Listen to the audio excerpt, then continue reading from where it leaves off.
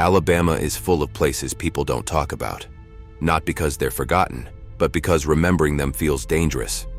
Deep beyond the back roads, where the pavement cracks into red dirt and the trees crowd so close they block the moon, there's something locals call the White Thang. If you hear about it, you're already closer than you should be. The first warning usually comes quietly. An old man at a gas station, a hunter who won't look you in the eye, someone who says, "Don't go in them woods after dark." And if you ask why, they'll tell you one thing. If you hear your name, no, you didn't.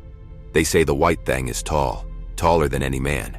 Its body is covered in pale, tangled hair that reflects moonlight like dead skin. It stands upright, motionless, blending into fog and trees until you can't tell where the forest ends and it begins. It doesn't run, it doesn't rush, it waits. Hunters have seen it at the edge of their scopes, only for it to vanish when they blink.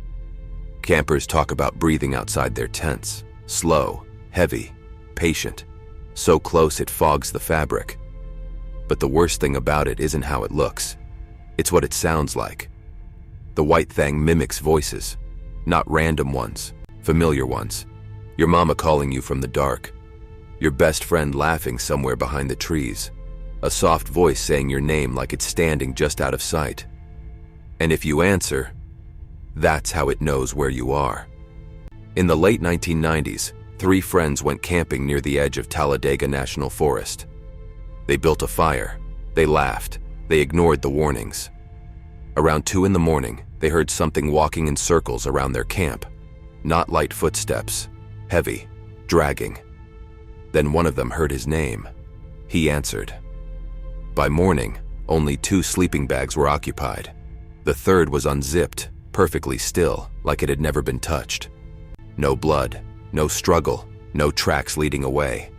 Just a single long white hair stuck to the bark of a nearby tree, thicker than human hair, colder than it should have been.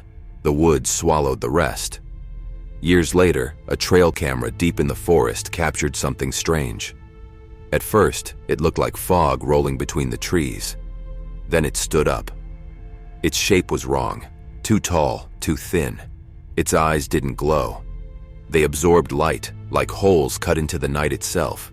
At exactly 3:17 a.m., the camera feed went black. When rangers returned the next day, the camera was gone. The strap was still there, still buckled, still hanging from the tree. Locals believe the White Thang doesn't hunt the way animals do. It listens.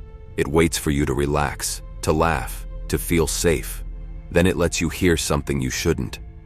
A voice calling from the woods. Soft, familiar, close enough to make you turn your head. And once you do, it's already stepped closer. So if you ever find yourself driving through Alabama late at night and the woods beside the road suddenly go quiet, if the cicadas stop all at once, if the air feels heavy, like something is holding its breath, and you hear someone calling your name from the trees, don't answer. Don't look. Because the White Thang doesn't sound like a monster. It sounds like someone you trust. And by the time you realize the difference, it's standing right behind you.